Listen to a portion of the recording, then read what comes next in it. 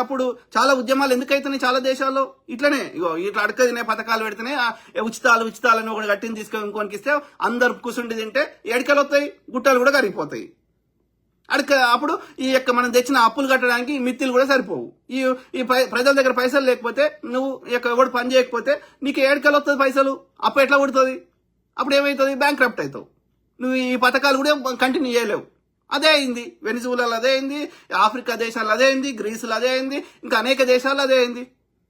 So that model does not work. కాబట్టి ప్రజలకి skill development training ఇవ్వాలి, వాళ్ళకి బతుకు తెరువు చూపెట్టాలి, వాళ్ళు తయారు చేసిన వస్తువులు సేవలకు క్వాలిటీ పెంచాలి, ఆ పెంచిన వాటి ఆ యొక్క క్వాలిటీ ఉన్న వాటికి ధర ఇంకా ఎక్కువ వచ్చేటట్టుగా ప్రయత్నం చేయాలి, డిమాండ్ క్రియేట్ చేయాలి, ఒక పెట్టుబడిదారులను ఆహ్వానించాలి, ఒక ఎంటర్ప్రీనియర్ తయారు చేయాలి, వాళ్ళకి యొక్క వ్యాపారం చేసుకోవడానికి అనుకూలమైన వాతావరణం క్రియేట్ చేయాలి, వాళ్ళకి లోన్లు ఇవ్వాలి తక్కువ వడ్డీకి. సో ఇట్లాంటివి చేస్తే ఆ రాష్ట్రము, ఆ దేశము, ఆ యొక్క